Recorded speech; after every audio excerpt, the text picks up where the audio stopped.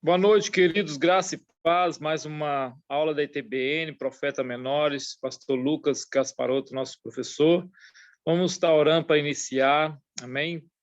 Deus, obrigado, Pai, por tudo, Pai. Te louvamos, Senhor, por tudo, Pai, pela oportunidade na pandemia estarmos, Senhor, ainda estudando a Tua palavra, Pai, nesse mês de abril de 2021, Pai. Venha sobre a vida do pastor Lucas, Pai, nos ensinando sobre a Tua palavra, o momento histórico, Pai, tudo que aconteceu em volta daqueles que foram ungidos pelo Teu Espírito para trazer a mensagem bíblica, Pai. Venha sobre a vida dele, Pai, venha sobre a vida de cada aluno, Pai, aqueles que não poderão participar, mas verão as aulas no futuro, Pai. Em nome de Jesus nós louvamos e te adoramos por tudo, Pai. Amém. Deus abençoe. Pastor, manda brasa aí. Amém. Obrigado, pastor Marcos. Vamos lá, queridos. Eu quero, então, começar. Deixa eu já compartilhar a tela aqui com vocês. Isso aqui. Vamos lá. Deixa só eu colocar aqui. Isso. Eu acho que está aparecendo aqui a imagem aqui do pastor Marcos, mas deixa eu tentar mudar aqui por enquanto. Aqui, beleza, isso mesmo. Vamos lá, então, continuando falando sobre os profetas menores, hoje já é a nossa terceira aula, né? A terceira aula que nós falamos a respeito disso. Nós já falamos na primeira aula, nós falamos a respeito de Oséias, Joel e Amós. Na segunda, nós falamos sobre Obadias, Jonas e Miqueias. E hoje, nós vamos falar sobre Naum, Abacuque e Sofonias. Então, vamos ver que o tema dessa unidade é imperialismo, fé e reformas em tempos de dificuldades históricas. Ok? Como sempre, se vocês tiverem alguma pergunta, alguma coisa, e é só falar comigo ou dar um joinha aí, dar um alô. Você que estará assistindo essa aula depois, já estará assistindo a aula gravada, você pode também entrar em contato com a gente, entre em contato aí com o pastor Marcos ou comigo mesmo, e nós vamos falando, nós vamos tirando as dúvidas que vocês tiverem, tá? O que eu não souber, eu vou pedindo ajuda aí para os pastores mais experientes e nós vamos aprendendo juntos, ok?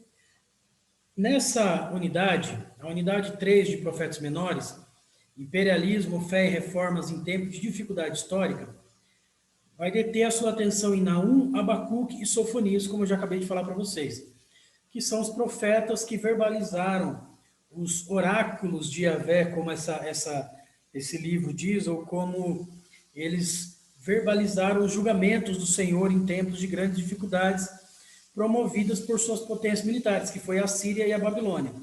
Ou seja, esses profetas, eles falaram com o povo, seja com o povo de Judá, ou seja com essas nações, a respeito de tudo que estava acontecendo, a respeito de tudo aquilo que Deus tinha para fazer em meio aos povos, aos assírios e aos babilônicos, e como isso interferiu na vida do povo de Deus.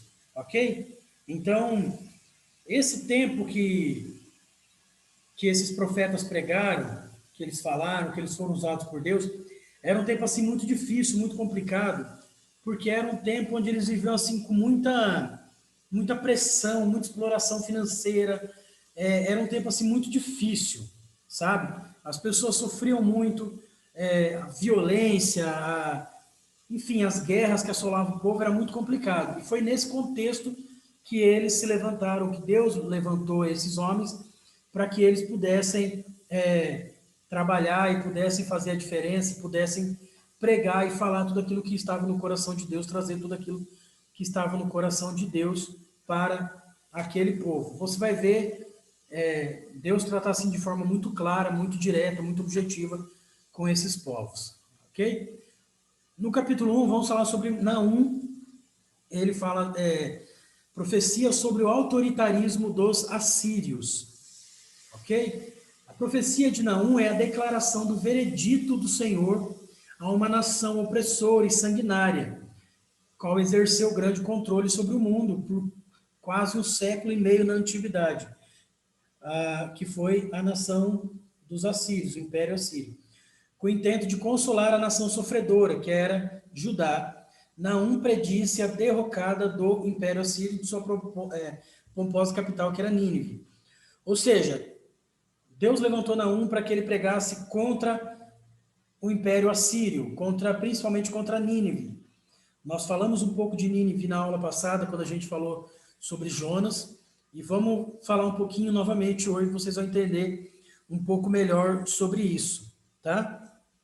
E nós vamos falar um pouco sobre as pessoas, sobre quem estava mais envolvido nesse julgamento todo, tá? Vamos lá. Na primeira parte, vamos falar a respeito de quem estava envolvido nesse juízo, né? A profecia de Naum, só para a gente poder entender, teve a finalidade de comunicar para Judá o que Deus iria fazer com o Império Assírio. Ou seja, Deus levantou Naum para falar com Judá a respeito do que aconteceria com o Império da Síria. Um império que era assim, extremamente violento, extremamente brutal, né? Em relação ao tratado, em relação ao relacionamento, às guerras, a tudo que envolvia a ligação dos assírios com outras nações. Ok? O recado profético começou apresentando os envolvidos nesse pleito, deixando bem claras suas partes. De um lado, o justo, misericordioso, poderoso, bondoso rei das nações. Do outro, a violenta e opressora nação da Mesopotâmia, que era os assírios, ok? Quando você olha para isso aqui, você vai ver que nessa primeira parte do livro de Naum ele vai começar falando a respeito das qualidades de Deus, ou seja, de tudo aquilo que Deus era, tudo aquilo que realmente Deus poderia fazer contra qualquer que fosse o inimigo de Judá. Por que Naum fala a respeito disso? Eu creio que Naum ele faz esse tipo de menção para poder levar o povo de Judá a ter um entendimento real e verdadeiro de quem era mesmo Deus, de quem realmente era o Senhor e de todo o seu poder. E aqui eu quero fazer um parênteses com vocês. Vocês se lembram que nós estamos falando desde o primeiro livro lá, desde do comecinho lá dos profetas menores, nós estamos falando que o povo de Israel, ele é um povo, o povo de Deus, ele é um povo que ele não está tão unido, que ele não está assim tão voltado para Deus. Por vários momentos eles se desviam, eles se afastam, eles ficam longe do Senhor. Então, quando Naum fala a respeito de todo o poder, de toda a soberania de Deus, alguém pode se perguntar assim, mas eles já não sabiam? Sim, eles já sabiam disso, mas eles eram um povo que estava afastado de Deus. Imagine você ser um crente desviado, uma pessoa que cresceu na igreja, mas que hoje você está totalmente afastado de Deus, você está longe do Senhor. Para você voltar para os caminhos do Senhor, o próprio salmista diz que a gente precisa trazer de volta aquilo que nos traz esperança. Ou seja, muitas vezes nós vamos precisar ser lembrados novamente de tudo aquilo que Deus é, de tudo aquilo que Ele fez por nós, para que a gente possa novamente enxergar o caminho. E eu vou dizer um negócio para vocês, isso não é somente em quem está desviado, não. Muitas vezes dentro da nossa igreja nós passamos tempo e tempo, a gente ora de vez em quando a gente também lê a Bíblia, participa de um culto, participa de outro, mas quando fala a respeito de estar realmente uma vida dedicada ao Senhor, a gente acaba deixando meio que a desejar. Então não julgue o fato do profeta ele ter que relembrar o povo de quem Deus é, de tudo que Deus já fez, entende? Isso é algo assim, naquele momento extremamente necessário, foi extremamente necessário que o profeta fizesse essa menção. E isso está lá no livro de Naum, claro, no capítulo 1, no versículo 2 ao 7, tem até aí no seu livro, na página 111, você vai poder ver esse texto que eu quero ler com você. Diz assim: o Senhor é um Deus zeloso e que toma vingança. O Senhor toma vingança e é cheio de furor. O Senhor toma vingança contra os seus adversários e guarda a ira contra os seus inimigos. O Senhor é tardio em irar-se, mas grande em força, e é ocupado, não tem por inocente. O Senhor tem o seu caminho na tormenta e na tempestade, e as nuvens são o pó dos seus pés. Ele repreende o mar e o faz secar. Esgota todos os rios, desfalecem Bazã e o Carmelo, que eram dois montes gigantescos daquela época. E a flor do Líbano se murcha. Os montes tremem perante ele, os outeiros se derretem e a terra se levanta na sua presença. Sim, o mundo e todos os que nele habitam. Quem parará diante do seu furor? Quem subsistirá diante do ardor da sua ira? A sua cólera se derramou como fogo. As rochas foram por ele derribadas. O Senhor é bom, uma fortaleza no dia da angústia, e conhece os que confiam nele. Ou seja, Naum ele começa falando a respeito da profecia de autoritarismo contra os assírios, mas ele está falando com o povo de Judá, então ele precisa lembrar, ele precisa fortalecer o pensamento e a fé do povo em realmente quem Deus é. Porque na hora que começar o aperto, na hora que começar todo vamos dizer assim, na hora que começar a briga, você saber em qual time está, entendeu? Você saber quem é que está lutando do seu lado, quem é que está lutando por você. Então, é como se Naum estivesse falando assim, gente, Deus vai se levantar contra aquele povo, mas olha o Deus que é. Até mesmo porque os assírios, eles eram um povo extremamente violento. Os assírios, eles eram um povo assim que eles cometiam assim pecados absurdos no que dizia respeito à guerra, no que diz respeito à batalha, no que diz respeito ao tratar os outros povos. Entende? Por isso que talvez o povo precisasse ser lembrado de quem Deus era, de tudo que Deus fazia. Algo assim até interessante, o juízo de Deus sobre os assírios estava assim tão forte e tão certo que se você voltar no capítulo 1 do livro de Naum, capítulo 1, no versículo 1, antes, geralmente quando você vai ler um livro, quando você pega um dos profetas, ele vai dizer lá o nome do profeta e geralmente de onde ele veio, ou de quem ele era filho. Nesse caso, no livro de Naum, você vai ver a primeira frase. Ela é escrita assim, ó, sentença contra Nínive. Entende? Então, assim, o juízo era tão certo sobre aquela nação, sobre aquele povo, que o livro ele já começa dizendo do que se trata. O livro ele se trata de uma sentença contra aquele povo. Tem uma tradução, é uma Almeida, revista e corrigida, se eu não me engano é de 1969, que ela traz, em vez dela dizer assim, sentença contra Nínive, ela traz assim, peso contra Nínive. E esse peso, ele está escrito a palavra toda maiúscula. Então, ou seja, é para deixar assim bem claro, bem específico o que Deus ia fazer contra aquela nação. Entende? Então, quando Deus decidiu fazer aquilo contra o povo assírio, quando Deus decidiu destruir os assírios, começando por Nínive, que era a capital, nós falamos na aula passada, cerca de 500 mil habitantes, você vai ver que ele realmente agora não ia mudar de ideia, nós vamos ver isso um pouco mais para frente. E para isso, o profeta Naum, ele começa falando basicamente sobre 4 qualidades, atributos de Deus relacionados a essa fala dele. É por isso que aí nesse texto que está na sua tela, você vai ver falando a respeito do justo, misericordioso, poderoso e bondoso Rei das Nações.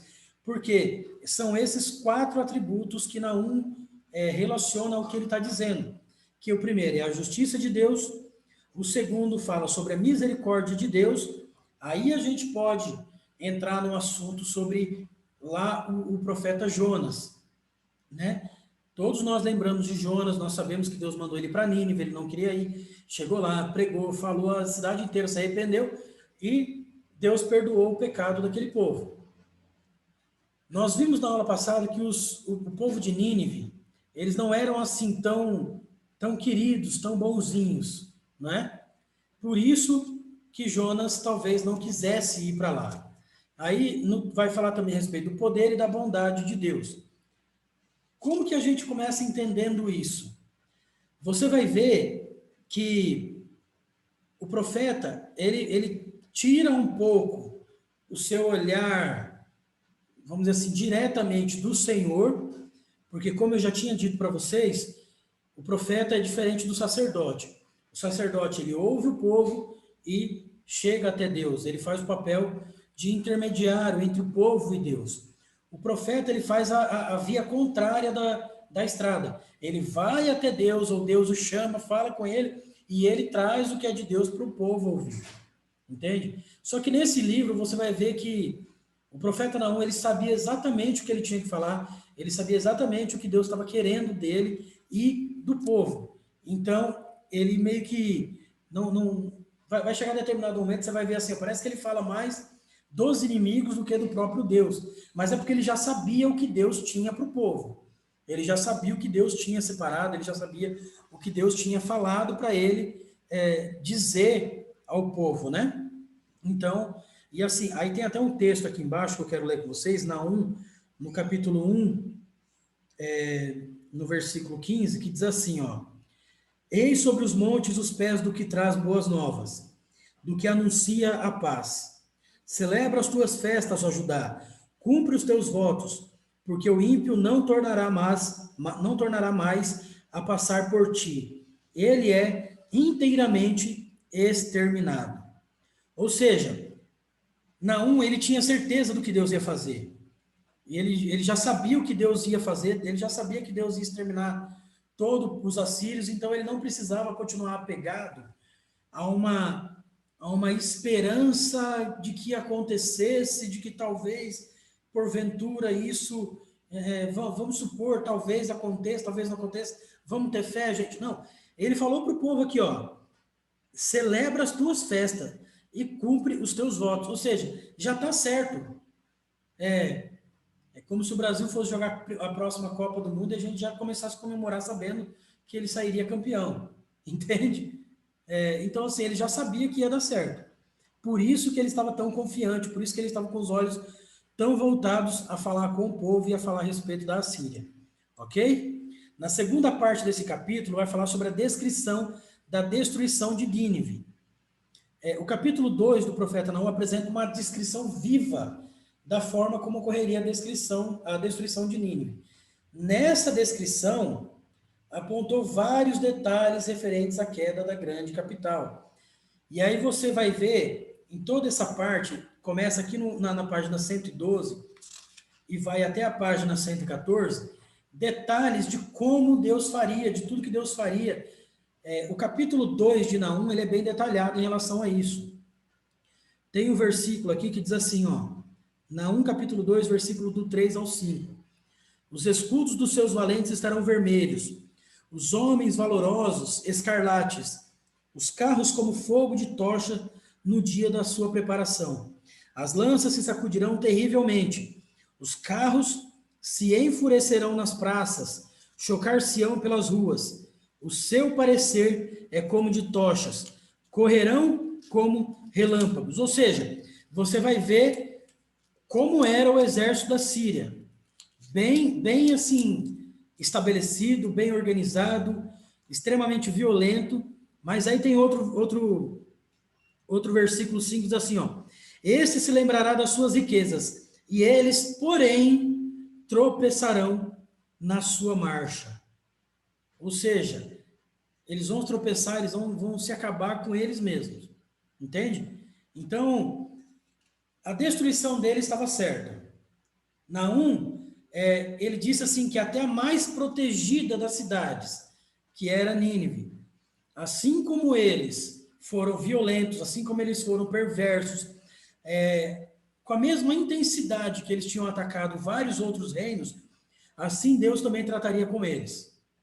Do mesmo jeito que eles que fizeram o povo sofrer, assim eles também sofreriam. Assim eles também pagariam com a mesma moeda. Eles escolheriam exatamente a mesma coisa de tudo que eles haviam feito. Entende? Então, ou seja, era como se Deus falou assim, ó, tudo que você fez com os outros povos, agora vai acontecer com vocês. Ok? Então, eu gosto de um texto que está em Naum 2, tem até aqui na lição, aqui, ó. Naum, capítulo 2, versículo 13, diz assim, ó. Eis que estou contra ti, diz o Senhor dos Exércitos, queimarei na fumaça os teus carros, e a espada devorará os teus leõezinhos. Arrancarei da terra a tua presa, e não se ouvirá mais a voz dos seus embaixadores. Ou seja, Deus ele estava usando o profeta Naum para falar a respeito do autoritarismo dos assírios, mas dentro disso, ele estava dando assim uma sentença de morte extremamente cruel para eles. Entende?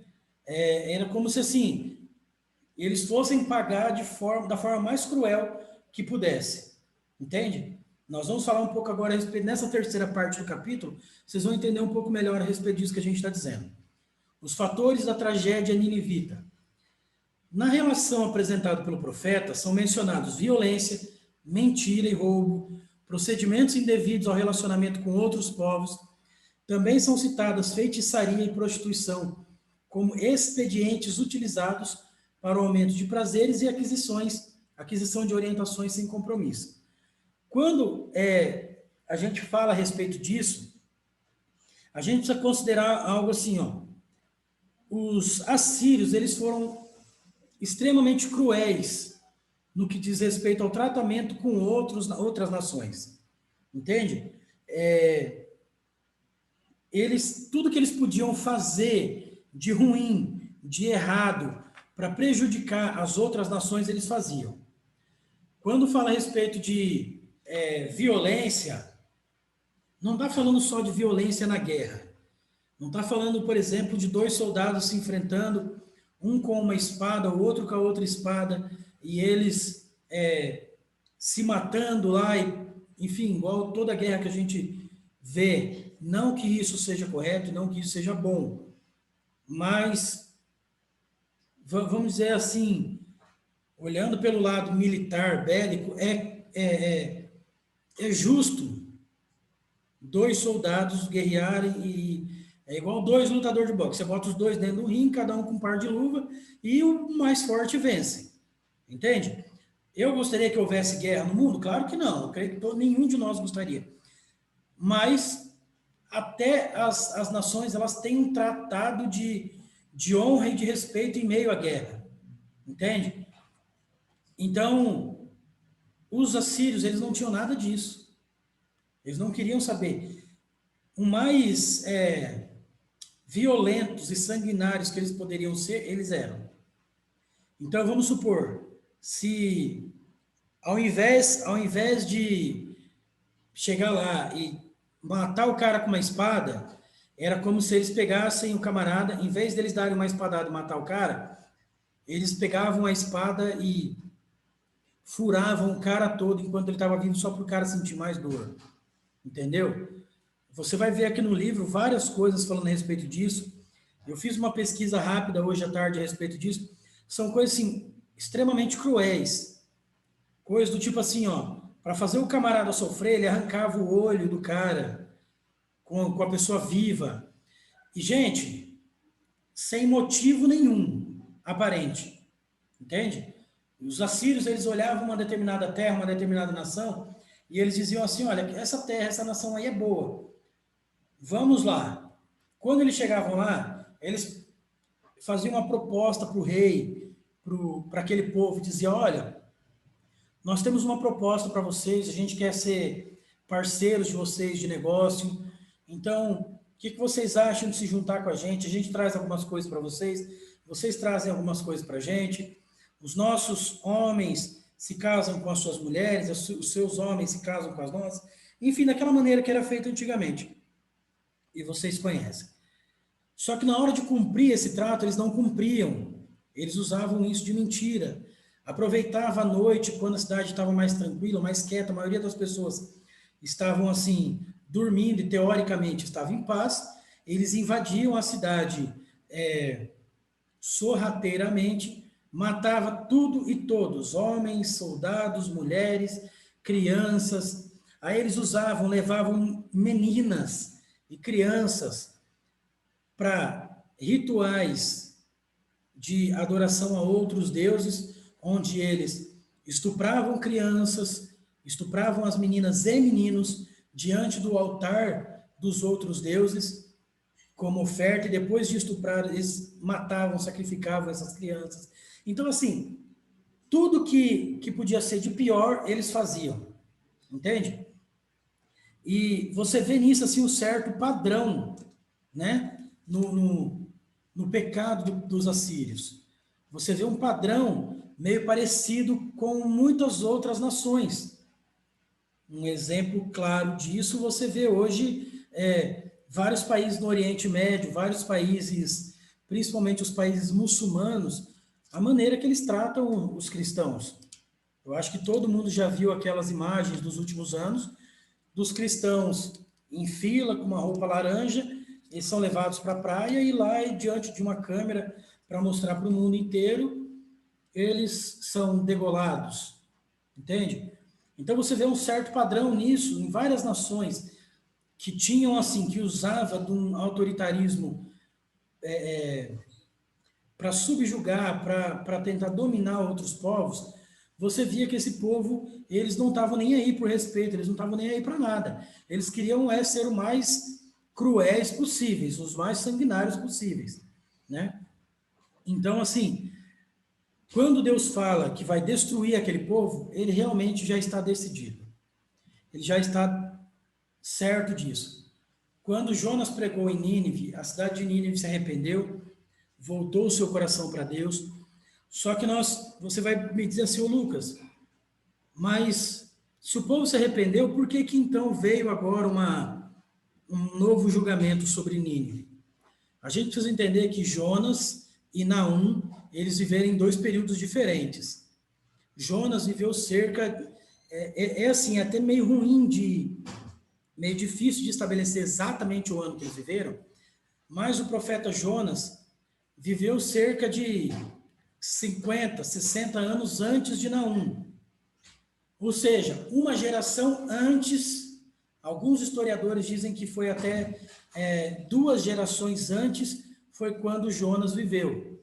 Então, se passou 1 ou 2 gerações, nessa geração que se esqueceu totalmente, que eles se arrependeram, se esqueceu totalmente do que Deus poupou o povo de Nínive, foi essa geração que se levantou contra o povo, voltou às velhas práticas, voltou a fazer tudo aquilo que era errado, tudo aquilo que eles já faziam antes, entende?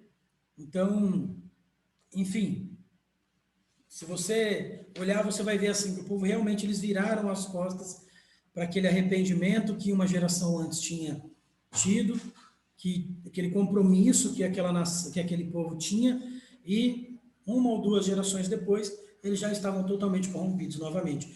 Por isso veio essa profecia contra o autoritarismo, contra esse jeito todo dos assírios viverem, entende? Então, essa é por isso que Naum ele foi tão enfático em relação a isso, ok?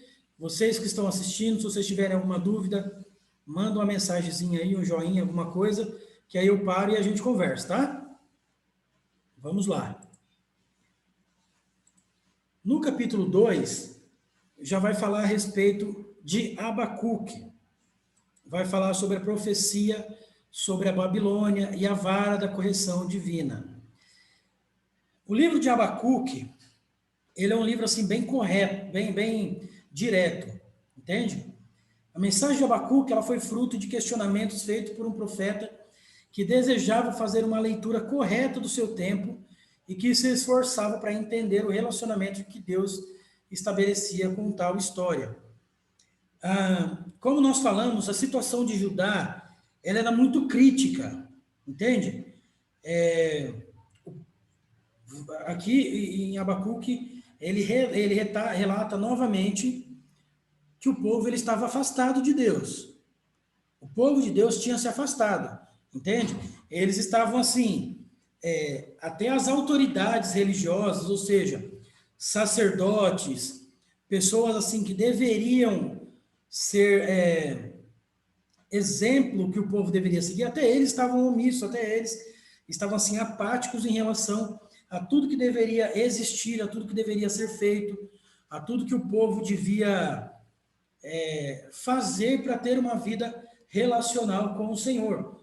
Então, você imagina chegar numa comunidade cristã, numa igreja, num lugar onde você já não está assim muito bem espiritualmente, você precisa estabelecer um certo relacionamento mais profundo com Deus. E as pessoas que estão ali, que deveriam ser pessoas que vão te levar a ter um relacionamento mais profundo com Deus, na verdade são as pessoas que também não estão nem aí para nada.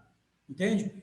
É como na nossa igreja. Imagina que os pastores da nossa igreja, todos os pastores da nossa igreja, você chegasse lá e eles não tivessem nem, ó, gente, aceita Jesus, Jesus é bom, você vai ter uma vida diferente em Jesus, ele pode mudar a sua vida, você vai te libertar do pecado, Jesus vai te ajudar, foi ele que morreu por você, mas se você não quiser também, tanto faz, vive a vida que você quiser, tá tudo bem, não tem problema não. Imagina uma situação dessa.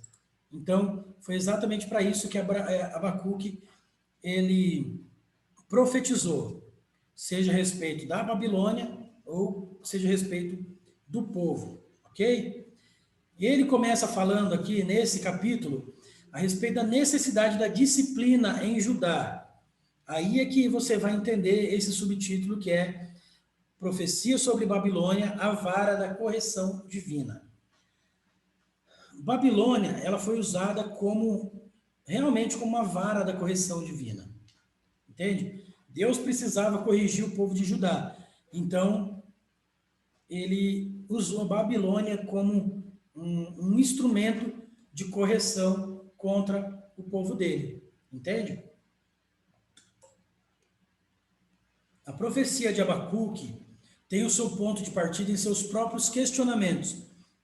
Ou seja, ele mesmo via a situação do povo, via a situação da liderança, ele via aquela situação toda que não deveria existir daquela forma, e ele mesmo começa a questionar Deus em relação a tudo que está acontecendo, né? No capítulo 1 são apresentados 2 interrogatórios proféticos e uma resposta divina. A segunda resposta do Senhor aparece no capítulo 2 do seu livro. A primeira interrogação do profeta inquiridor foi referente à situação de Judá, dos erros e maldades e de seu distanciamento da graça de Deus. Abacuque, ele chega logo no começo do capítulo, logo no começo do livro dele, ele vai falar algo assim, ele vai fazer uma indagação e vai dizer assim, ó, no capítulo 1, versículo 2 até o 4, está aí no seu livro na página 120 e 121.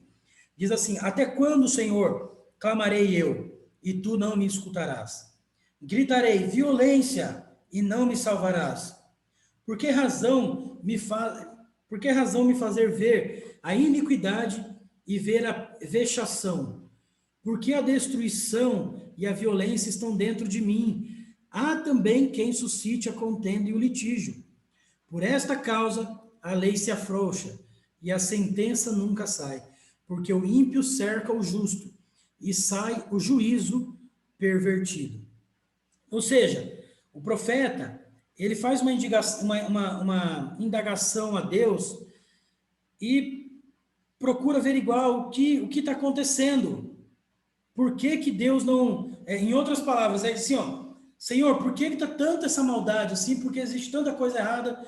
Por que esse povo que é para ser o povo escolhido do Senhor, o povo separado pelo Senhor, por que estão fazendo tanta coisa errada, e o Senhor não faz nada? Vocês entendem?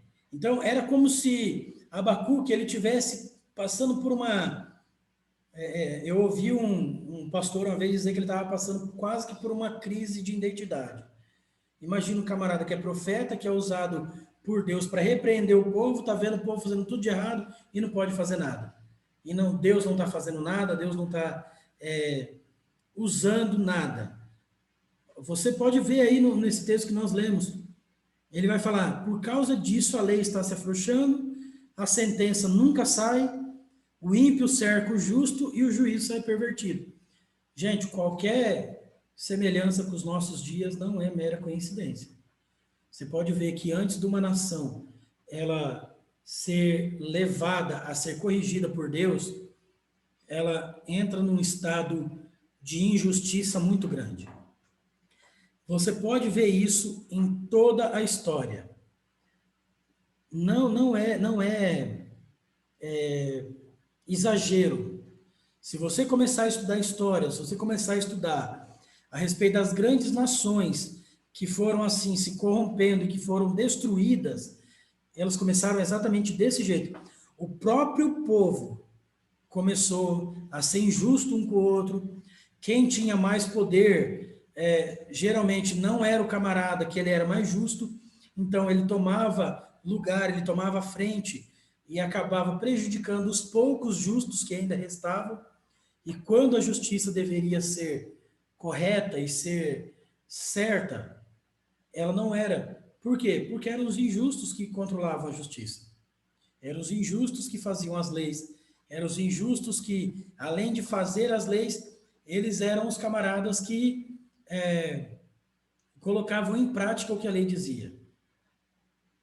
Eu acho que essa deve ser o nosso questionamento, pelo menos de muitas pessoas hoje. A gente tem vivido um momento no nosso país que você vê assim, ó, eu geralmente não entro em debate político, mas toda hora que você entra na internet, você vê um grupo defendendo uma certa classe e outro grupo defendendo outra. É esquerda contra direita e acabou a conversa. Não é a esquerda contra a corrupção, a direita contra a corrupção, não é a esquerda em favor do Brasil, a direita em favor do Brasil. É um lutando contra o outro. E aí, as leis que eles mesmos criaram, vai tomando assim, eles vão usando para benefício próprio. E aquela pessoa que mais precisa da lei para ser ajudada, para ser abençoada e para ser cuidada, ela acaba sendo deixada de lado. Entende? Infelizmente, é isso que acontece hoje com a nossa nação, e é o que acontecia lá na época de Abacuque. O que me causa um pouco de temor, um pouco de medo, é que todas as nações que fizeram dessa mesma forma acabaram sendo destruídas. Se o nosso país, se o nosso povo não se atentar e não se levantar como uma nação forte, um povo escolhido de Deus e por Deus, nosso país, nossa nação vai para o mesmo buraco. Entende? O nosso povo vai para o mesmo lugar. Infelizmente. Ok? E claro, Deus ele faz tudo isso para quê? Para poder trazer o povo de volta, para que o povo tenha além de uma condição espiritual melhor, que o povo tenha uma intimidade, um relacionamento melhor e maior com Deus, e assim, consequentemente, poder cumprir tudo aquilo que Deus planejou, todos os propósitos de Deus para a vida daquele povo, ok? Quando a gente começa a falar um pouco a respeito disso, o primeiro questionamento assim, ó, por que que Deus usa o ímpio para corrigir o povo dele? Porque o próprio povo dele não estava dando ouvido para ele. Babilônia era assim um império que cresceu muito e muito rápido.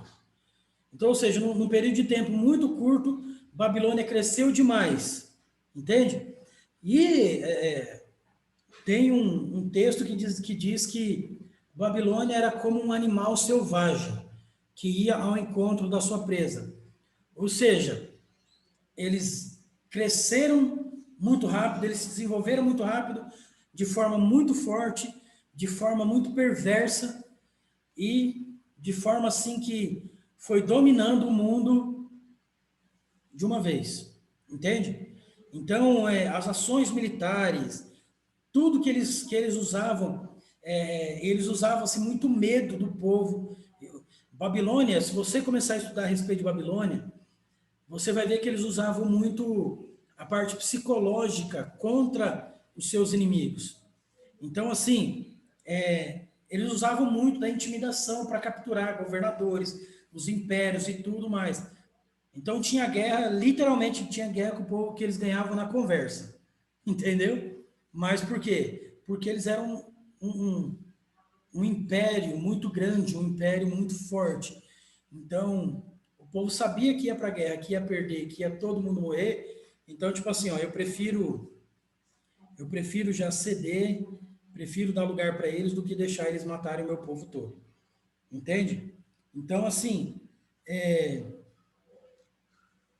Deus, ele levanta a Babilônia literalmente como um anzol para pescar o povo de Judá, para trazer o povo de Judá. Por isso que ele usou o Império Babilônico, ok? Na parte 2 desse capítulo, nós vamos ver a respeito dos abusos cometidos por Babilônia. Aí entra o outro lado da história, ok? Entra o outro lado da história. Qual que é o outro lado da história? O mérito de correção ao povo de Judá não estava na Babilônia. O mérito por aplicar a disciplina no povo de Judá não estava na Babilônia, estava em Deus. Não era a Babilônia que estava julgando o povo de Judá, não era a Babilônia que estava se levantando contra o povo de Judá. Era Deus quem estava fazendo isso. Entende? Babilônia foi só um instrumento de Deus para que Deus pudesse corrigir o seu povo. A crise provocada pela opressora Babilônia daria ao povo de Judá a importante oportunidade de reflexão sobre o seu lastimável estado e de mudança para uma nova postura. Ou seja, aquilo que Babilônia fazia era tão ruim, era tão perverso, que era a única forma de Deus falar com aquele povo e levar eles ao arrependimento, levar eles a refletirem em relação à maneira que eles estavam vivendo e fazer com que eles se voltassem para Deus.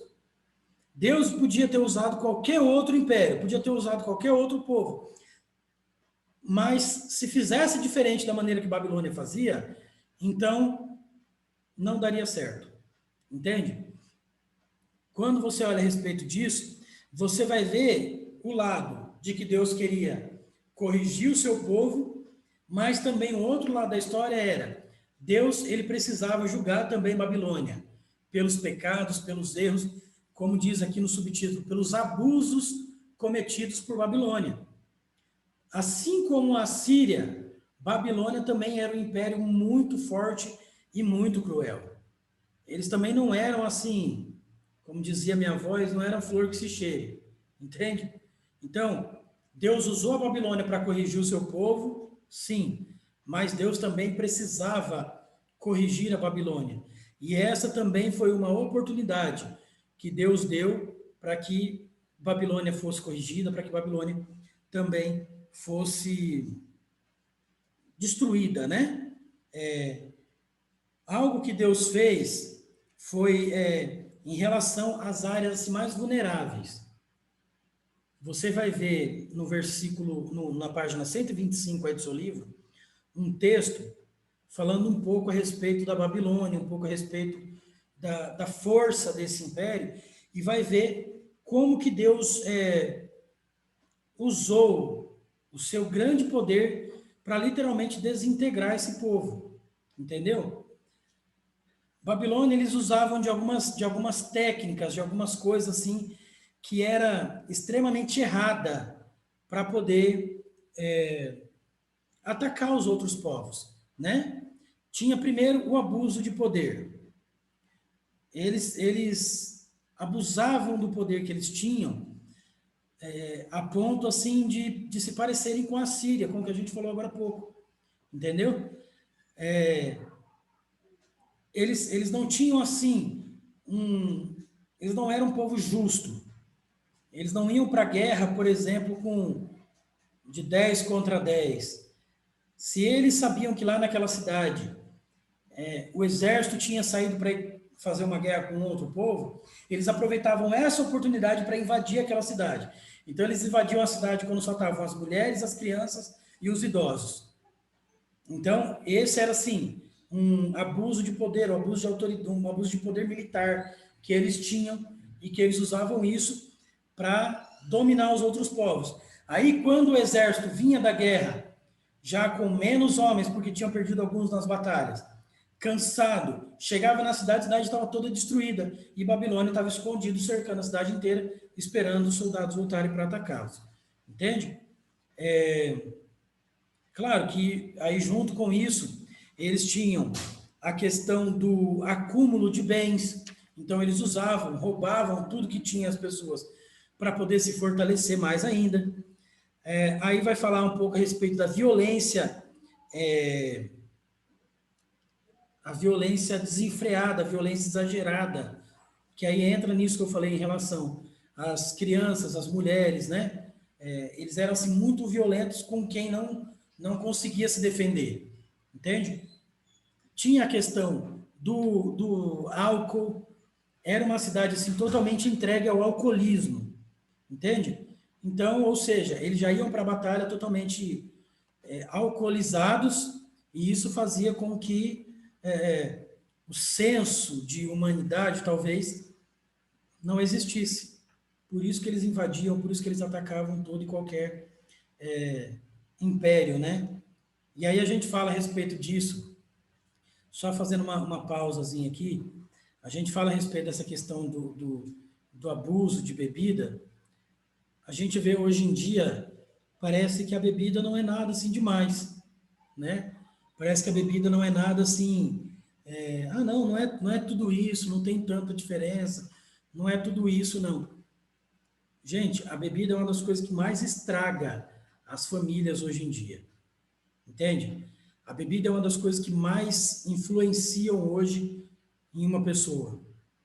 A bebida hoje ela é mais prejudicial do que o próprio cigarro, do que vários outros tipos de droga, para você ter uma ideia, entende? A bebida, ela é algo assim que, além ela é muito comparada com algumas drogas, por quê? Porque ela tira o senso, a sanidade da pessoa muito rápido. Uma pessoa que ela chega em um determinado momento, ela já está tão, o organismo dela já está tão dependente de bebida, que ele já não consegue mais viver sem a bebida, né? Eu não sei vocês, eu vou abrir um pouquinho aqui, eu não sei vocês que estão me vendo, mas eu cresci num lugar em São Paulo que era um lugar muito pobre, um lugar de periferia assim muito pobre. Então, lugar de periferia, o que mais tem é bar e igreja, né? A gente brincava, falava que tinha mais boteco do que gente. Os botecos, os bêbados, eles se revezavam. Cada dia eles iam no boteco para poder fazer a volta em todos. Cara, era impressionante. Tinha já as figuras certas que você já sabia. Aquele camarada, a gente já sabe que ele bebe todo dia. Aquele outro, ele não bebe todo dia igual o primeiro, mas ele bebe um pouco menos. O outro bebe mais do que os dois juntos. Então, assim, já era algo meio marcado. Entende? E tinha um camarada lá que a gente já sabia que quando ele bebia e quando ele não bebia. Quando ele não bebia, ele não conseguia fazer nada. Ele não conseguia trabalhar, ele era pedreiro. Ele não conseguia trabalhar direito. Ele ia trabalhar nas obras sem beber. Ele não conseguia, a mão ficava tremendo, ele passava mal, ele não conseguia construir nada. Tudo que ele ia fazer era impressionante. Teve uma época que teve um tio meu, esse meu tio inventou de ter um bar na garagem de casa. Esse camarada que era o pedreiro lá, ele foi lá para fazer algumas coisas com meu tio, fazer um balcão, fazer um negócio e tal. E você vê assim, ó, meu tio falou para ele, ó, você vai lá, mas não é para você ir bêbado, vai são, vai trabalhar direito e tal. Depois, se você quiser beber, você bebe mais tarde. O cara falou, não, beleza. Ele foi lá fazer o balcão ficou todo torto, passou uns dias, caiu o balcão, uma outra parte que ele rebocou não ficou boa, deu infiltração e tal. Meu tio deu uma bronca nele e falou para ele lá fazer de novo. Aí ele foi o outro dia, um tempo depois lá, ele teve que passar num outro boteco, tomar pelo menos um copo de cachaça, e aí sim ele foi trabalhar, e ele trabalhou bom. Aí o balcão ficou bonzinho, tudo ficou bem certinho, bem legalzinho, tudo, não teve problema nenhum com mais nada, entende? Só que era o seguinte, ele tomava um copinho de cachaça, a gente morava numa rua bem íngreme, assim, uma subida bem íngreme, ele já tinha dia que ele descia se arrastando, assim, pelo chão, basicamente sentado na rua. Um copinho de cachaça. Esse homem, ele acabou com a família dele, ele acabou com o casamento, ele acabou com os filhos, ele não tinha mais o respeito dos irmãos, ele não tinha mais relacionamento nenhum com a família, ele era um motivo de piada entre as crianças, entre as pessoas. Então, por que eu falei a respeito disso? Porque esse era uma das características do povo da Babilônia, e quando eles capturavam as pessoas, os escravos, levavam as pessoas como cativos, como escravos de outros povos, eles, por muitas vezes, influenciavam as pessoas a se tornarem alcoólatras também, entende? Alguns estudiosos dizem que esse foi um dos motivos que Daniel, quando estava lá na Babilônia, ele disse que não queria comer o mesmo alimento que os outros eunucos, que os outros homens comia, que era servido pelo rei, né? Então, isso era algo ruim, porque acabava tirando toda a sanidade do povo. E eles acabavam vivendo uma vida assim totalmente desregrada, né? E por último, eles usavam de muita idolatria, né? Eles eram um povo muito idólatra. E, consequentemente, sendo idólatra, eles não serviam a Deus. Eles não queriam saber, né? E a idolatria, no meio deles, era algo assim muito, muito complicado, gente. A idolatria, do modo geral, ela é algo muito ruim, né? Quando você vê os povos assim que são muito idólatras, você vai ver que, infelizmente, é mais difícil para eles se voltarem a Deus do que aqueles que não são. Porque aí isso entra naquilo que o nosso pastor sempre ensina quando fala a respeito de liderança.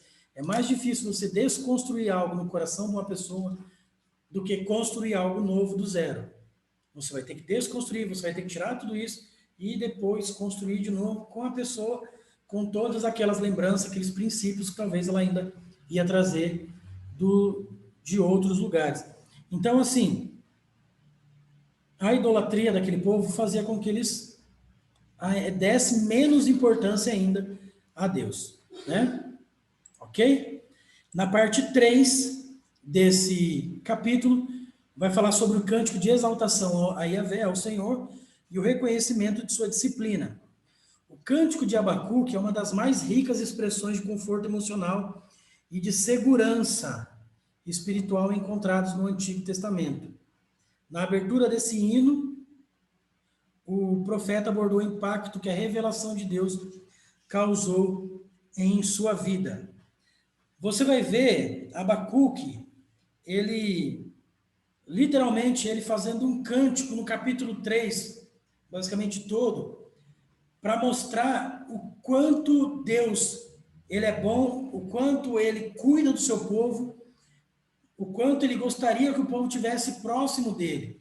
Então, assim, quando Deus ele fala que vai corrigir o povo de Judá, aí nós entramos de novo naquilo que eu falei com vocês umas aulas atrás, que é o exemplo do pai e o filho. O pai ele não corrige o filho para fazer o filho sofrer, para fazer o filho pagar, como quem diz assim, seu infeliz, tá vendo? Você fez alguma coisa errada, é isso mesmo, você merece, e tudo. O pai, quando corrige o filho, ele faz a correção, ele corrige o filho com o intuito, assim, de levar o filho a se arrepender. Ele corrige como um modo dele ensinar o filho o que é correto. Então, ou seja, pelo menos esse deveria ser o entendimento de todo pai quando vai corrigir o seu filho. Quando nós vamos corrigir o nosso filho, a gente pensa no seguinte: ele fez algo de errado, isso que ele fez foi errado suficientemente para ele merecer uma correção, seja uma varinha, seja um castigo, aqui em casa, seja ficar sem televisão, enfim, independente de qual seja a correção. O pai, quando corrige o filho, ele tem o entendimento de que o filho entenda que o que ele fez foi errado, que se ele repetir aquilo, vai ter um peso, vai ter um preço que ele precisa pagar pelo erro, pela maldade do coração dele, para corrigi-lo, para fazer com que ele volte o seu coração ao que é correto, para que ele aprenda e para que não faça de novo o que é errado. A correção de Deus, quando Deus usou a Babilônia para corrigir o seu povo, era exatamente esse intuito que Deus tinha. Deus tinha o intuito de corrigir o povo, fazer com que ele voltasse a ser o povo separado e escolhido de Deus. Por isso, você vai ver Abacuque cantar e exaltar o Senhor pela disciplina de Deus. Ou seja, obrigado, meu pai, por me corrigir, eu entendo que eu estava errado. Entende? É como se o filho falasse isso. Nós temos que cantar e agradecer a Deus, porque ele foi misericordioso o suficiente para nos corrigir e não deixar a gente ser condenado ao inferno, à condenação eterna. Então, eles entenderam que a disciplina de Deus era algo mais importante na vida deles. Ok? Eu estou correndo aqui, senão o nosso tempo não vai dar. Capítulo 3, vamos falar sobre Sofonias, a profecia sobre a importância da reforma religiosa. A mensagem de Sofonias foi um importante recado de Yahvé, ou do Senhor, para a nação de Judá, na última metade do século 7 a.C., época em que o rei Josias governava a nação. Foi um tempo marcado por muito desafio, gente. Porque o rei Josias, ele era neto do rei Manassés. O rei Manassés, ele foi um rei que começou a reinar muito novo, se eu não me engano, com 12 anos de idade. E ele foi um camarada que fez tudo que ele podia contra Deus. Entende? Ou seja, um cara que era rei do povo escolhido por Deus e ainda assim ele escolheu fazer o que era errado contra Deus. A gente vai falar um pouco a respeito disso agora nessa primeira parte do capítulo. A herança é até um subtítulo assim bem forte, né? A herança maldita de Manassés. Você vai ver, Manassés retomou a idolatria que já havia sido eliminada do meio do povo por seu pai. E isso fez em ato de irreverência e desrespeito, não só ao monarca piedoso, mas também ao próprio Deus. Quando a gente fala um pouco a respeito de Manassés, a gente vai... Quem foi o pai de Manassés? É importante a gente entender isso aqui. O pai de Manassés foi o rei Ezequias. Você vai ouvir falar de Ezequias lá em 2 Reis, em 2 Crônicas, no livro de Isaías. Você vai ouvir falar a respeito do rei Ezequias. No livro de Miqueias, você vai ouvir falar sobre Ezequias. E você vai ver que Ezequias ele foi um rei que tudo que ele podia fazer para cumprir a vontade de Deus, ele fez. Tudo que Ezequias podia fazer para levar o povo a se voltar a Deus, Ezequias fez. Ele levou o povo a orar, ele levou o povo a se arrepender, ele estabeleceu altares de adoração a Deus. Tudo que Ezequias podia fazer, ele fez para que o povo reconhecesse a soberania e o poder de Deus. Aí, quando veio o filho dele, Manassés, ele fez tudo que era contrário. Tudo que era contrário, ele fez. Apesar dele ser o filho de um dos maiores reis que o povo de Judá já teve. Ele era filho de um dos maiores homens, de um dos homens que mais seguiram a Deus quanto relacionado aos reis. Entende? Só que ele não tinha preocupação nenhuma, ele não tinha nada, ele não sabia de nada, ele não queria saber de nada, muito menos de Deus. Quando a gente olha isso, a gente vê que ele perdeu todo o temor que ele tinha por Deus. Manassés, tudo que ele podia, ele fez. Entende? Ele estabeleceu, ele criou templos, imagens de escultura. Quer ver? Tem um texto aqui, aqui, ó, na página 132 do livro, é um texto de 2 Reis, capítulo 21, diz assim, ó: tinha Manassés 12 anos de idade quando começou a reinar, e 55 anos reinou em Jerusalém. Era o nome de sua mãe, Efsibá, e fez o que era mal aos olhos do Senhor, conforme as abominações dos gentios que o Senhor desterrara de suas possessões de diante dos filhos de Israel. Porque tornou a edificar os altos que Ezequias, seu pai, tinha destruído, levantou altares a Baal, fez um bosque como o que fizera Acabe, rei de Israel, e se inclinou diante de todo o exército dos céus em ambos os átrios da casa do Senhor. Só uma pausa. Quando diz que ele se inclinou diante de todo o exército dos céus, não está dizendo a respeito dos anjos, está dizendo a respeito de Deus. Está dizendo a respeito de demônios, de outros deuses que ele acreditava. Ok? Continuando. E até fez passar a seu filho pelo fogo, e adivinhava pelas nuvens. Era agoureiro. Agoureiro significava adivinho, feiticeiro. Instituiu adivinhos e feiticeiros. Prosseguiu em fazer o que era mal aos olhos do Senhor, para o provocar a ira. Cara, quem em sã consciência vai provocar a ira de Deus?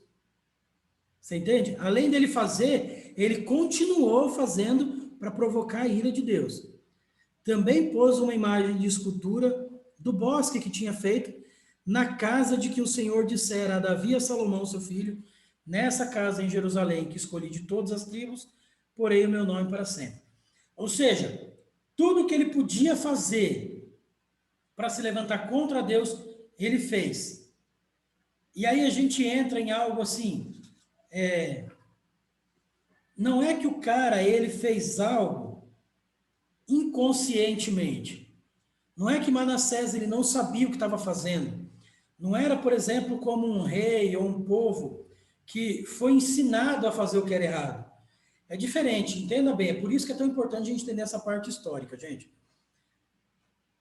Se fosse, por exemplo, um rei, que o pai dele tinha feito o que era mal, o avô dele tinha feito o que era mal, o bisavô dele tinha feito o que era mal, e aí ele veio já de uma linhagem de reis que faziam só o que era ruim e o que era mal contra Deus, ele aprendeu, ele não tinha nunca sido ensinado a fazer o que era correto diante de Deus. Se fosse isso, ainda era compreensível. Não era correto, mas era compreensível. Agora Manassés não, ele foi filho de um dos homens que mais buscou a Deus. Ele foi filho de um dos reis que mais buscou a cumprir a vontade do Senhor. Então, ou seja, ele sabia que estava fazendo errado, ele prosseguiu a fazer o que era errado, e ainda ele pensou de todas as maneiras em buscar irritar, buscar a ira de Deus sobre ele. Esse cara, eu não entendo de outra forma. Eu acho que ele era um cara meio louco. Ele devia ser um cara meio insano. Porque quem, como eu acabei de dizer, em sã consciência, busca fazer as coisas erradas só para ver a ira de Deus se manifestar.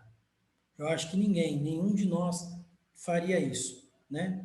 E você vai ver que Deus ele vai usando o profeta Sofonias para falar exatamente em relação a isso. Porque foi esse legado que o profeta Josias assumiu. Foi exatamente esse legado que o profeta Josias assumiu. Ele assumiu o legado do avô, que fazia tudo que era errado contra Deus.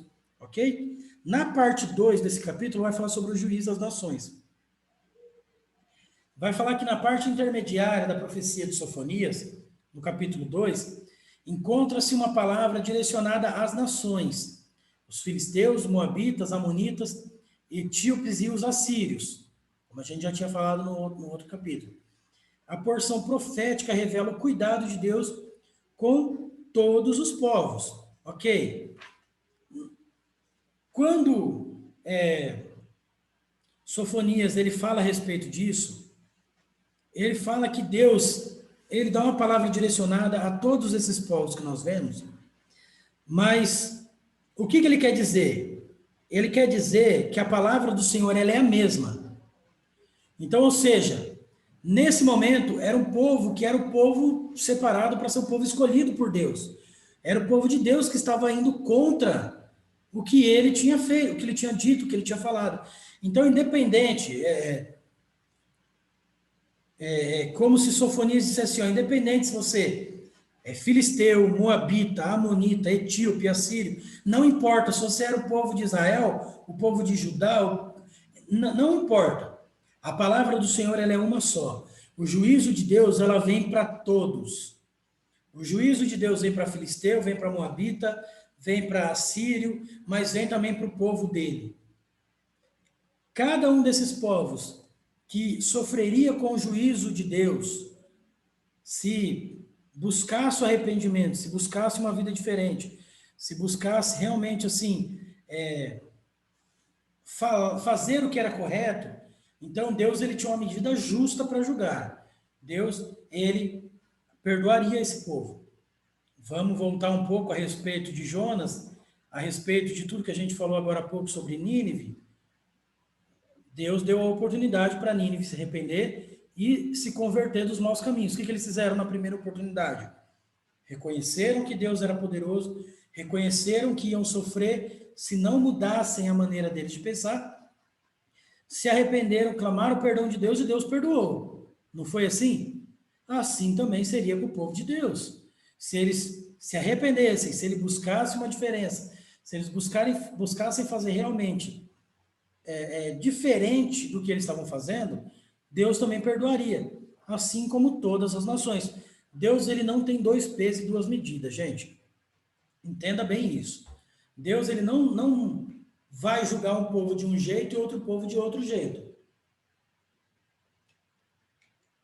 Deus ele vai julgar todos de acordo com as suas atitudes? Sim. Se você cometer... não existe pecadinho ou pecadão, tá, gente? Isso é só um exemplo. Mas se você cometer um pecadão, você vai ser julgado pelo pecadão. Se você cometeu só um pecadinho, você vai ser julgado pelo pecadinho. Mas a balança e a lei de Deus é uma só. A lei é uma só. O juiz é um só. A maneira de julgar é uma só. Cada um vai ser julgado pelo modelo, pelo jeito, por tudo que fez. Mas Deus é um só. Tudo que ele falou que ele vai fazer, ele vai fazer. A maneira que ele vai usar a lei para exortar o seu povo, para falar com o seu povo, ele vai usar também contra qualquer outro povo. Entende? Então, essa é a parte do juízo de Deus sobre todas as nações. Entende? Na terceira parte desse capítulo, ele vai falar o seguinte: Jerusalém, doença e cura. Ok? Você vai ver assim, ó, Jerusalém voltou à cena no capítulo 3. Na primeira parte do texto é visto como uma cidade que precisava urgentemente de uma transformação. E na parte final, você vai ver que é mencionado como exemplo para todos os povos após a sua restauração.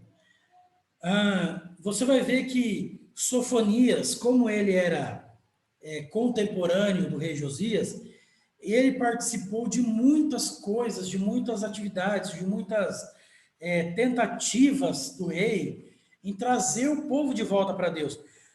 Porque aqui a gente faz um paralelo entre Josias, que era o rei na época de Sofonias, e o avô dele, Manassés, que era o rei que desviou todo o povo. Tudo o que Manassés fez para afastar o povo de Deus, Josias fez o contrário. Ele destruiu os altares, ele trabalhou de todas as maneiras que ele pudesse para acabar com aquele legado ruim que o avô dele tinha deixado. Entende? E tudo que ele podia fazer para derrubou, quebrou altares, ele desfez todos os erros que o avô dele tinha feito. O lugar onde o avô dele, que era o lugar de Deus, que era o santuário, que era o templo, que o avô dele tinha usado para adorar os outros deuses, ele limpou tudo, colocou ali aquele lugar só para adoração a Deus. Tudo que ele podia fazer para levar o povo a adorar a Deus, ele fez. Entende? E aqui, acho que a gente pode entender isso como algo assim. Às vezes, Deus vai precisar levantar uma nova geração para fazer o que ele precisa fazer no meio do povo. Você vai olhar às vezes e vai ver, por exemplo, um tempo atrás eu estava me perguntando o seguinte, só para a gente poder entender aqui. Por que Deus não usou um avivamento ainda perdão. Por que Deus ainda não usou homens, mulheres, profetas para trazer novamente um avivamento sobre alguns países da Europa, como foi 2 séculos, 3 séculos atrás? Se você olhar, você vai ver que a Europa, ela foi o berço de muitos avivamentos que houve no século 12, 13, 14, até o século 17 e 18. Muitos homens, muitas mulheres, muitas pessoas que viveram durante esse período, nesses séculos, foram homens que mudaram a história da igreja no mundo todo. E hoje você vai ver a Europa lugares totalmente frios. Você vai ver igrejas gigantescas que hoje são usadas como boates, como casa noturna. Por quê? Porque talvez essa não é a geração que Deus quer usar para restaurar isso.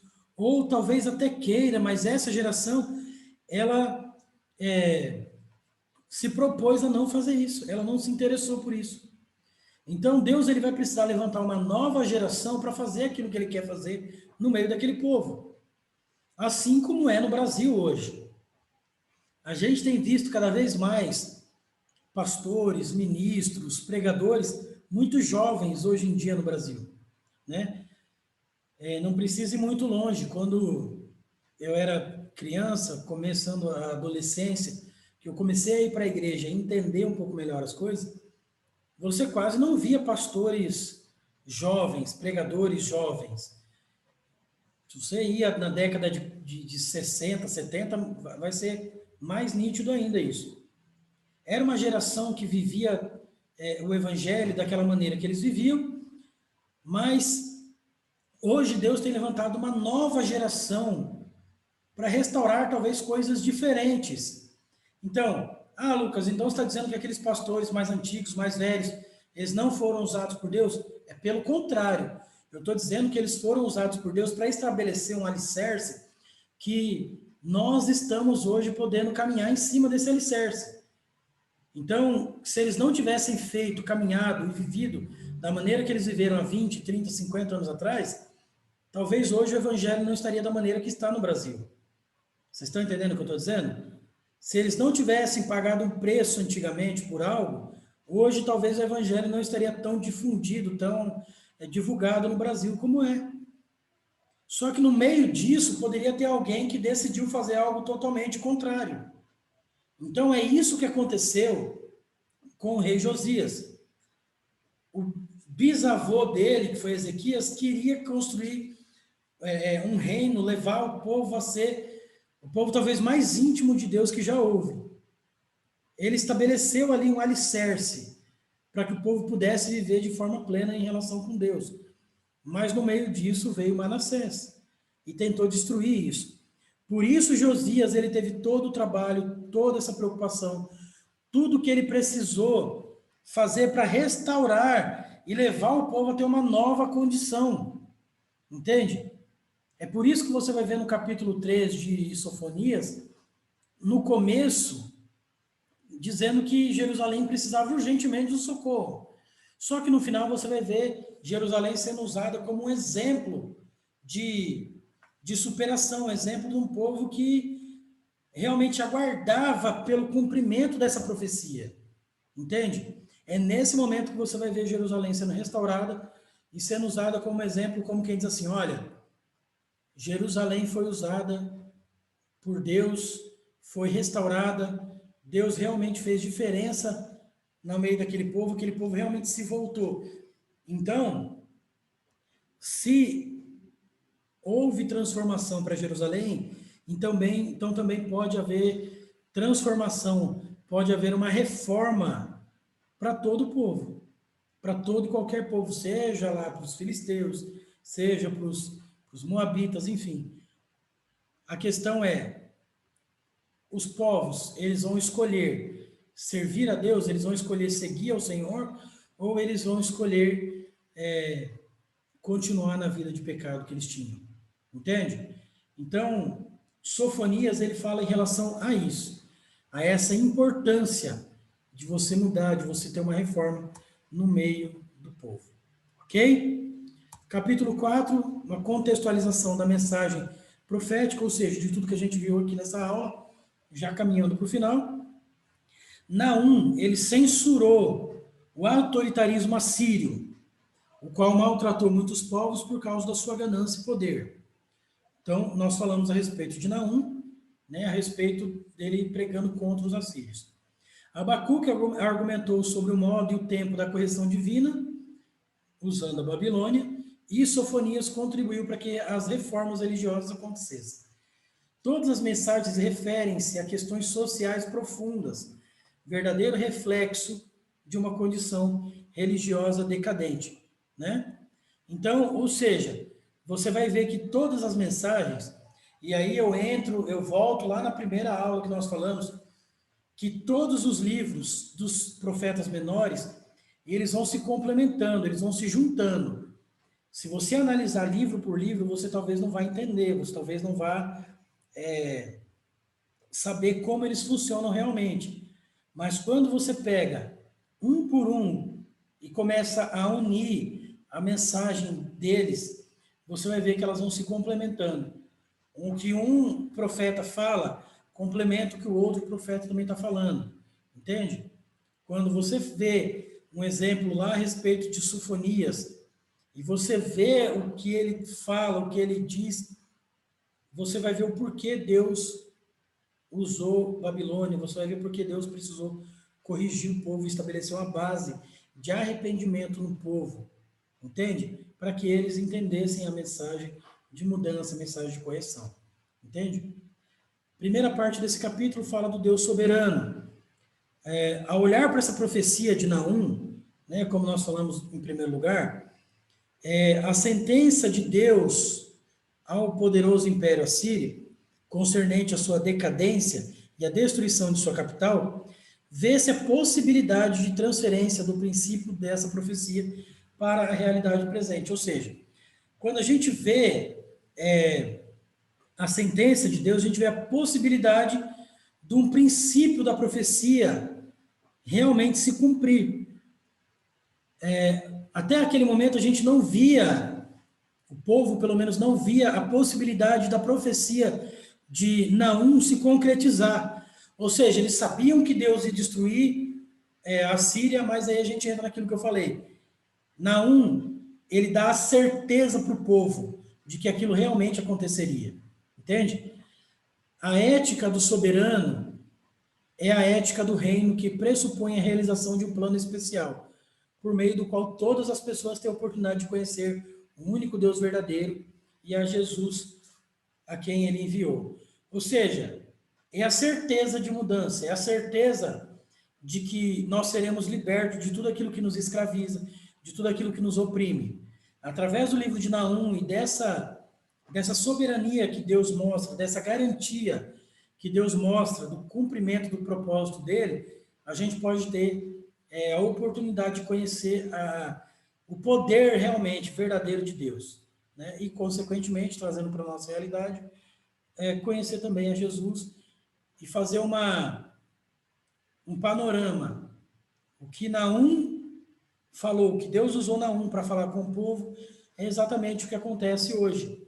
Se a gente crer na palavra, se a gente confiar na direção de Deus, a gente vai poder ver em Jesus essa libertação, essa libertação da escravidão, do império inimigo. Entende? A parte 2 fala da disciplina eficaz. Em Abacuque se vê explicações acerca do modo de Deus tratar com o seu povo, no sentido de corrigi-lo e na maneira de reconduzi-lo ao caminho seguro. É interessante quando fala a respeito disso, e vai falar em todo o livro de Abacuque a respeito da fé. A fé que o povo tinha em Deus, mesmo sendo corrigidos, mesmo Deus usando Babilônia para corrigir o povo, a fé que o povo tinha era o que devia continuar mantendo o povo firme. Entende? Quando Deus ele trata o povo, a gente pode voltar lá para Romanos, no capítulo 8, se eu não me engano, no versículo 32, que diz que Deus não poupou o seu próprio filho. antes o entregou. Ou seja, para nos salvar, Deus teve que entregar o seu próprio filho. Então, foi preciso que Jesus ele se sacrificasse, ele passasse por todo o sofrimento no nosso lugar. Se Jesus não tivesse passado por isso, quem passaria por todo aquele sofrimento hoje seria eu e você. Seja sofrimento no quesito espiritual ou no sentido físico, material.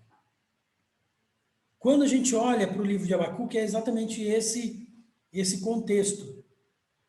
Deus precisou fazer com que o povo entendesse que eles passariam por um momento de sofrimento, mas que aquele sofrimento ia gerar para eles uma nova vida. Por isso, Abacuque, ele fala tanto a respeito dessa questão da fé. Ou seja, você precisa crer que Deus está usando isso para te corrigir, para te reconduzir para o caminho dele, para o caminho correto. Ok? E na terceira parte vai falar um pouco a respeito da religião popular, ou seja, do que falamos agora no livro de Sofonias, né? De Sofonias é possível levantar alguns princípios e situações muito parecidas com os princípios que fundamentam expressões religiosas nesse começo de terceiro milênio. Aquela realidade foi marcada com o sincretismo religioso, isso é, a mistura de diferentes elementos religiosos. Essa postura eclética foi um caminho confortável percorrido por aquela geração. Ou seja, o povo da época de Sofonias, trazendo isso para os nossos dias hoje, a gente pode ver a respeito do secretismo, ou seja, eles foram misturando a religião daquela época, ou seja, os princípios de Deus daquela época, com aquilo que tinha no mundo, com aquilo que era de outras religiões e tal, o que levava o povo a ter uma vida mais confortável, entende? Como se aliviasse um pouco mais o fardo que eles deviam carregar, né? E trazendo isso para os nossos dias, a gente pode ver que a modernidade hoje, ela tem trazido muitas heresias. Claro, vamos olhar para os dois lados da moeda. Hoje em dia é muito bom a gente ter toda a modernidade, tudo que a gente tem hoje em dia. Essa aula que a gente está tendo agora, vocês que estão assistindo comigo aqui, ao vivo, vamos dizer assim, e quem está acompanhando depois gravado, se nós não tivéssemos essa modernidade toda, infelizmente, a gente não teria... vamos lá, isso. A gente não teria essa possibilidade que nós estamos tendo hoje aqui, não é verdade? Seria difícil da gente ter essa relação que nós estamos tendo hoje aqui através se não fosse a modernidade. Imagina se a gente ficasse preso a tudo aquilo de antigamente, tudo aquilo que acabava até atrapalhando o evangelho de ser divulgado, de ser levado para mais longe. Mas tem trazido também muitas heresias, muitas coisas ruins, muitas coisas que têm se tornado normal dentro da igreja que não está na palavra, não tem princípio nenhum que defenda isso. Eu costumo dizer que antes a gente mudava, as pessoas que queriam fazer parte do evangelho, elas mudavam a maneira delas de viverem para que a vida dela pudesse se adaptar ao evangelho. Entende? O evangelho tem um princípio, tem uma base. Então, para que esse evangelho fosse vivido por todos nós, a gente precisava mudar a nossa maneira de ver. Hoje em dia, a impressão que dá é que eles estão querendo mudar o evangelho para que as pessoas não precisem mais mudar de vida. Entende? Parece que a gente está querendo aliviar o peso do pecado, sabe? E, infelizmente, isso era o que acontecia na época do profeta Sofonias. Infelizmente, era isso que acontecia naquela época. E isso é talvez assim, um dos problemas mais graves que pode haver, poderia ter havido no meio do povo, como também pode haver hoje no nosso meio. Entende?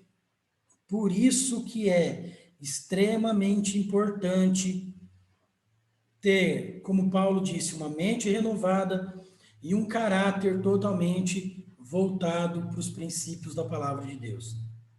Se a gente não fizer isso, se a gente não tiver esse esse entendimento, infelizmente, vai chegar a determinado momento que nós vamos nos deparar com a nossa vida, com a nossa geração, o nosso povo, vivendo da mesma maneira que o povo de Deus vivia. Somos um povo separados, escolhidos para estar com Deus. Naquela época, Deus ele separou o povo de Israel. O povo de Israel se dividiu. Depois disso, Jesus veio para que todos aqueles que não fazem parte do povo de Israel possam ser considerados filhos e possam ser considerados povo de Deus. E é para isso que nós estamos aqui hoje. Mas vai chegar um determinado momento que as pessoas que deveriam ser consideradas povo de Deus, eles vão acabar se afastando, vão acabar se desviando e vão se voltar a viver o mesmo princípio, do mesmo nível que o povo de Deus vivia na época desses profetas que nós estudamos. Correndo risco, sendo ameaçados, sendo afrontados, sendo dominados pelo império diferente, sendo necessário Deus levantar um povo totalmente contrário para poder nos corrigir, até chegar ao ponto de, se talvez a gente entender tudo isso, a gente querer voltar o nosso coração para Deus. Ok? É basicamente sobre isso que esses 3 livros falam, que esses 3 livros que nós estudamos hoje falam, né? Essa é a unidade 3 desse livro, que falamos sobre Naum, Abacuque e Sofonias. E na próxima aula nós vamos falar sobre a última unidade do livro, que vamos falar sobre Ageu, Zacarias e Malaquias.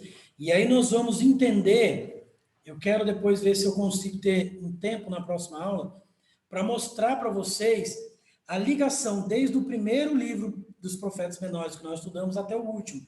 Aí nós vamos entender realmente assim, o que todos esses profetas menores, os 12 profetas menores, eles estavam falando e estavam juntando. Você vai ver que isso vai se tornar uma linha do tempo, levando o povo realmente a ter uma vida voltada totalmente a Deus. O povo fez isso? Não, o povo não fez. Porque se o povo tivesse se voltado a Deus lá na primeira palavra, na primeira mensagem profética, já estaria tudo certo, não precisaria nem dos outros 11 profetas.